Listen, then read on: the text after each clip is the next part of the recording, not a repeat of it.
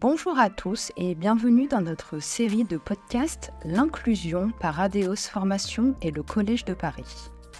Nous sommes ravis de vous accueillir en direct du sommet de l'inclusion économique au sein du ministère de l'économie et des finances à Bercy. Dans ce podcast exclusif, la diversité et l'inclusion seront mises en lumière. Découvrez dès à présent un nouvel épisode en compagnie de notre invité et partageons ensemble des perspectives encore plus riches. Bonjour à toutes et à tous et bienvenue à bord de HRDRadio.tv depuis le ministère de l'économie et des finances à Bercy pour le sommet de l'inclusion. Vous êtes 12 000 DRH quand même et dirigeants d'entreprise à être abonnés au podcast. On vous remercie d'être toujours plus nombreux à écouter chaque semaine. Vous pouvez réagir sur les réseaux sociaux et sur le compte X Twitter HRDRadio.tv. Alors à mes côtés pour animer cette émission, Sophia El Gourma du Collège de Paris, c'est la vraie spécialiste en matière de formation.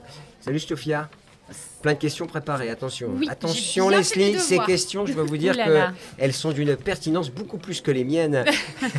Leslie, vous avez un parcours en recrutement. Vous aviez, bonjour. Bonjour Leslie, pardon. Vous aviez un parcours, vous faisiez du recrutement. Oui. Et puis maintenant, vous avez lancé une société qui s'appelle Smatsheet. C'est une application de recrutement. En deux mots, vous nous expliquez ce que c'est ? Oui, on a voulu apporter un peu notre part à la société et essayer de résoudre à notre petite échelle le gros problème de l'emploi en France. Moi, j'ai un parcours de recruteuse depuis plus 10, comme on dit sur LinkedIn, pour éviter... D'en dire trop. Exactement. Un certain parcours, en tout cas, de coach aussi pour les candidats. Et j'avais envie d'apporter ma pierre à l'édifice comme nous tous ici. L'idée de l'application, c'est de rendre le parcours du recrutement à la fois pour les candidats et pour les recruteurs sympathique. Légère, une expérience sympathique, c'est voilà, ça. Exactement, une expérience comme on peut l'avoir quand on a les moyens d'avoir un cabinet de recrutement qui s'occupe de nous, c'est-à-dire pour le candidat une expérience très conversationnelle où il n'y a pas de CV, où en fait on itère la relation avec le candidat par des questions qui viennent au début de la relation, mais tout au long de la relation en fait, donc vraiment pour comprendre le candidat et comprendre ses attentes. Ces attentes qui sont dans plein de domaines différents, mais qui peuvent être des attentes passion, intérêt, en lien avec les compétences qu'ils ont développées dans leur expérience de vie, parce qu'on a beaucoup de candidats qui n'ont pas d'expérience, mais qui ont plein d'expériences en même temps. Oui, et puis il y a des expériences qui peuvent être dupliquées sur des secteurs très variés. Exactement, des compétences transférables. Et donc ça, c'est pour les candidats d'un côté, et puis on a évidemment des recruteurs, certains qui sont très visibles, et puis d'autres qui sont totalement invisibles et qui font quand même partie, une grosse partie de notre PIB en France, ce qu'on appelle les petites entreprises. Oui, bien sûr. C'est la majorité d'ailleurs. C'est la majorité des employeurs, c'est le plus gros employeur en France. Oui, c'est ça. C'était le slogan d'ailleurs. Le plus gros tout employeur à fait, de France. de la fédération. Oui. Donc l'idée, c'est de rendre visibles les invisibles, les oubliés. Donc c'est les jeunes, mais c'est aussi les chômeurs longue durée, les seniors, les travailleurs à handicap et tous ceux qui ont besoin d'aide. C'est assez fou qu'on ait toujours ce problème de matching entre des besoins et des demandes. Oui. J'entends ça depuis longtemps. Je travaille depuis au moins aussi longtemps que vous dans ce milieu. Plus 10. Plus 10. Et je me dis, au fond, on revient aussi à ces problématiques. Oui, complètement. C'est l'information qui ne passe pas, c'est les réseaux. Notre gros avantage, c'est que nous, on part from scratch. Donc, on est en train de développer toute une technologie qui nous permet d'avoir les enseignements de tas d'autres outils qui ont peiné. Et l'idée, c'est vraiment de poser les mêmes questions du côté recruteur et du côté candidat pour pouvoir avoir les mêmes wordings et faire marcher l'intelligence artificielle, la fameuse intelligence artificielle, qui est souvent polluée quand on a besoin de downloader un CV ou un descriptif de poste où il y a des tas de mots polluants, entre guillemets, qui rendent le matching plus compliqué. D'ailleurs, qu'est-ce que vous pensez de cette... c'est quelqu'un qui me faisait la remarque en me disant l'intelligence artificielle dans les RH, finalement, ça va apporter plus de transparence et d'objectivité. Oui, c'est les sujets des conférences qu'on a suivies notamment ce matin avec à compétences égales, article 1, qui évidemment ont un savoir énorme sur le sujet. Ça a ses avantages et ses inconvénients. Il faut être très vigilant sur l'utilisation de l'intelligence artificielle. Il faut évidemment réussir à débiaiser, si c'est possible, et pas en rendre en fait l'intelligence artificielle discriminante, alors que l'objectif c'est le contraire. C'est le contraire. Dernière question avant de passer les questions à la parole à notre spécialiste. Est-ce que les qualités attendues chez les talents, quels qu'ils soient, ont évolué ou finalement on attend toujours la même chose chez alors les futurs nous, candidats? en tout cas, les points qu'on va essayer de mesurer vraiment de façon attentive, au-delà des compétences plus techniques qu'on appelle les hard skills ou les compétences professionnelles, c'est la motivation, l'engagement, l'implication des candidats.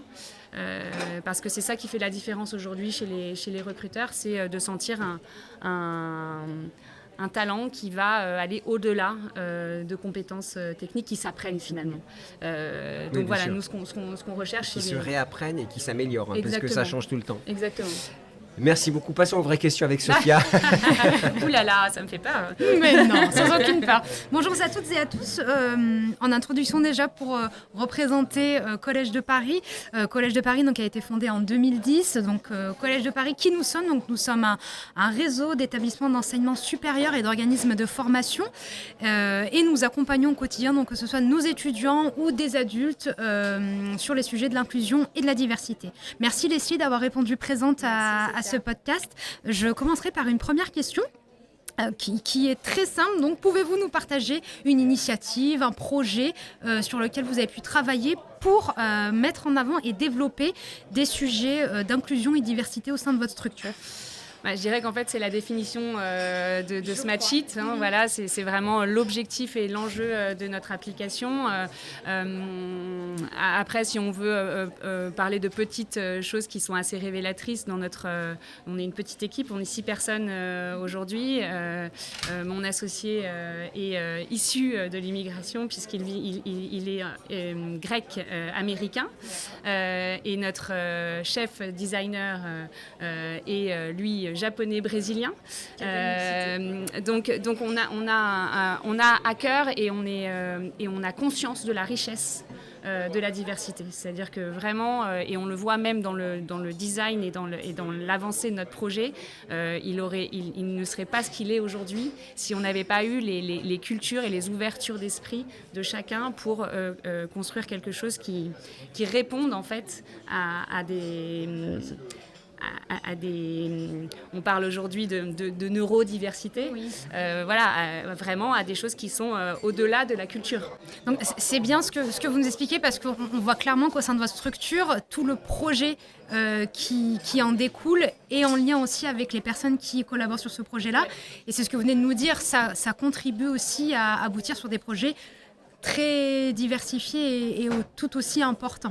Je rebondis sur, selon vous, est-ce que vous pouvez préconiser aussi à vos clients quels sont les avantages tangibles vraiment sur l'activation et la création d'une culture d'inclusion? Qu'est-ce que vous préconisez à vos clients pour aller sur ces sujets-là, pour les développer? Je pense qu'il faut reprendre aussi, il faut se faire confiance, il faut avoir envie d'aller vers l'autre, il faut une grande générosité et surtout, c'est la définition pour moi d'une équipe gagnante. C'est une équipe diverse, avec la capacité de sortir du cadre. Et pour sortir du cadre, il faut avoir des gens qui ont un autre cadre. Donc en fait, ça me semble tellement évident en fait, que je trouve ça incroyable qu'on ait encore besoin de l'expliquer.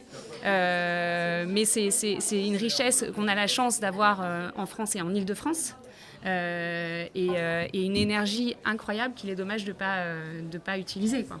D'où l'importance de participer aujourd'hui à ce sommet de l'inclusion économique. Hyper vous venez de nous dire que vous avez participé ce matin à des conférences sur divers sujets. Qu'est-ce que vous en retenez?